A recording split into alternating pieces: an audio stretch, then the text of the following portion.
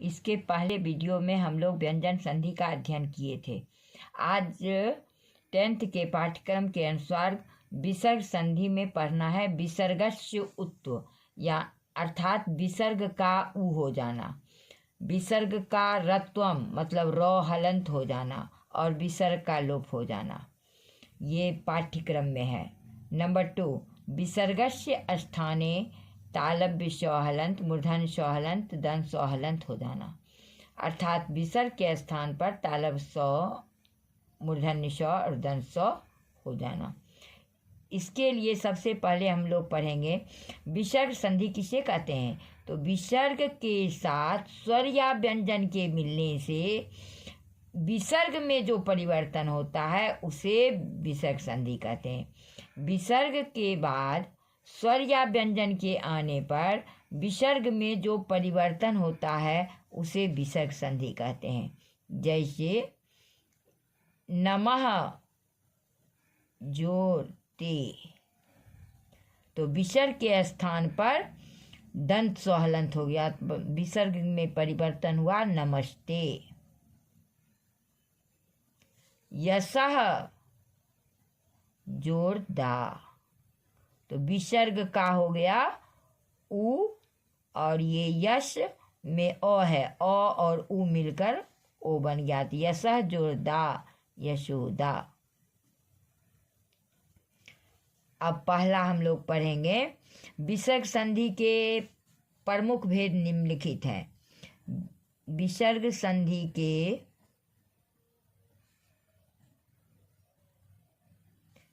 प्रमुख भेद निम्नलिखित हैं।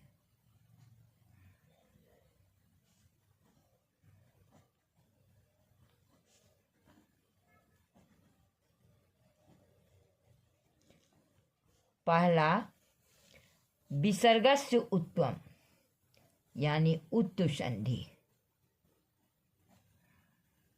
उत्वम अर्थात विसर्ग का ऊ हो जाना।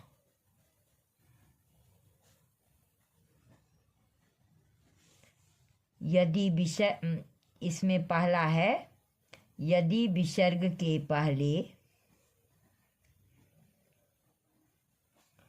यदि विसर्ग के पहले अ हो, यदि विसर्ग के पहले अ हो और उसके बाद भी अ हो,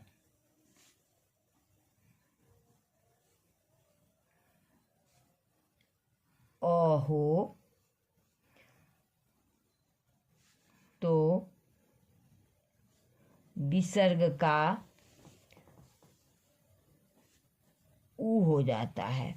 यदि विसर्ग के पहले अ हो और उसके बाद भी अ हो तो विसर्ग का ऊ हो जाता है, और बाद वाला आ और बाद वाला आ, बाद वाले ओ का अवग्रह हो जाता है।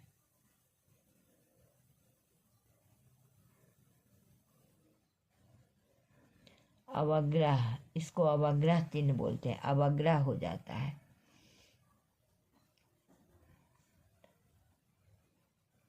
जैसे यदि विसर्ग के पहले अ हो, यदि विसर्ग के पहले अ हो और विसर्ग के बाद भी अ हो तो विसर्ग के स्थान पर ऊ हो जाता है और बाद वाले अ का अवग्रह हो जाता है, और ये अ और ऊ मिलकर गुण अ जोड़ ऊ बराबर ओ तो हो जाता है ओ, तो बन गया ओ ओ। अब हुआ कह,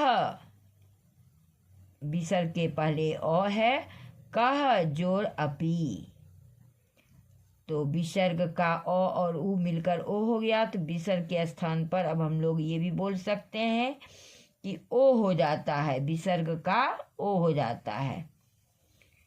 समझने के लिए समझ लिए, तो अ और ऊ मिलकर ओ बन गया, तो यदि विसर्ग के पहले अ हो और विसर्ग के बाद भी अ हो तो विसर्ग का ओ हो जाता है और बाद वाला अ का अवग्रह हो जाता है।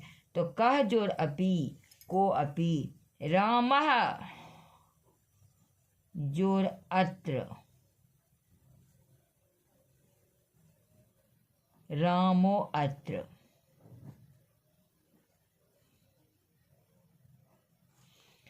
मोहनः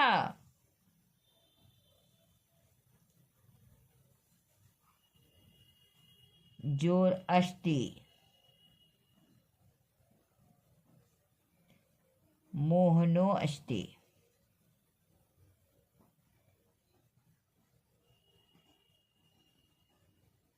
इसी तरह से कह जोर अत्र को अत्र, कह जोर अत्र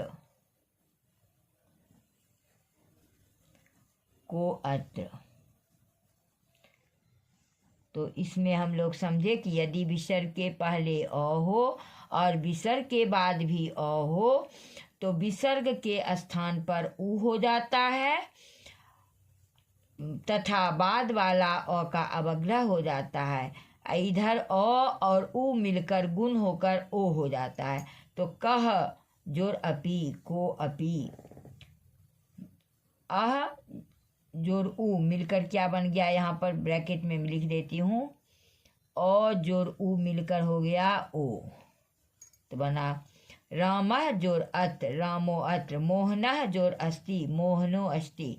कह जोर अत्र को अत्र। अब उत्त संधि में एक दूसरा है, यदि विसर्ग के पहले अ हो, यदि विसर्ग के पहले अ हो, क्या कहा गया, यदि विसर्ग के पहले अ हो और विसर्ग के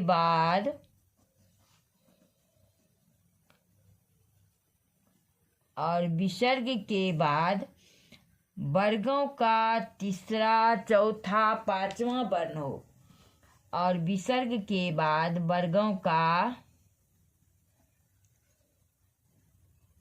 तीसरा चौथा पांचवा वर्ण हो, या यो रो लो, यो रो लो वो हो में से कोई वर्ण हो,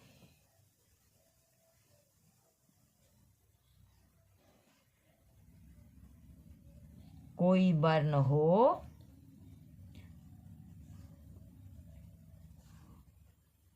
तो विसर्ग का उ हो जाता है।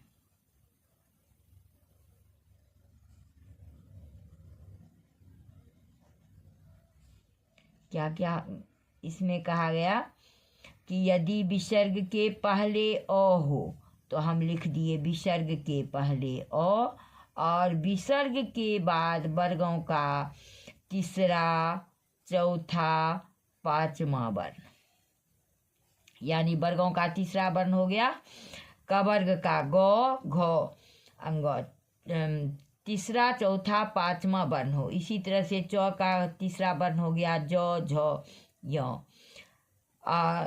तीसरा चौथा पांचवा वर्ण हो, या य र ल व ह में से कोई वर्ण हो तो फिर विसर्ग का उ हो जाता है और यही अ के साथ उ मिलकर बन गया ओ।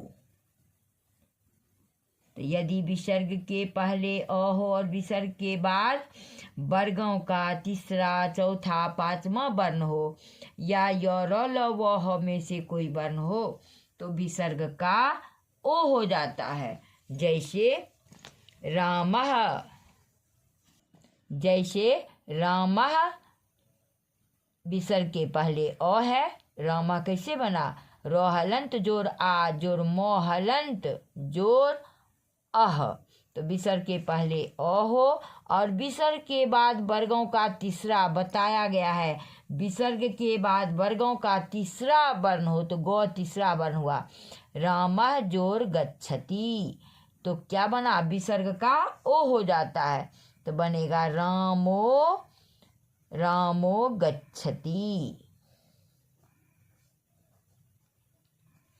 इसी तरह से य र ल व ह में से कोई वर्ण हो तो मनः जोर हरः, मनोहरः।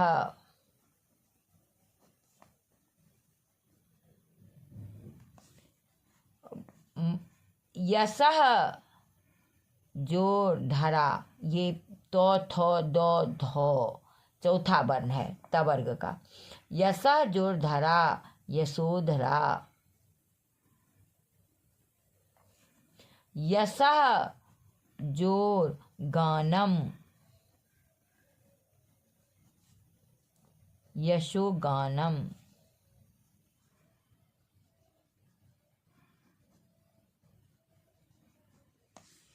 इसके बाद है तमः जोर गुणः, तमः जोर गुणः।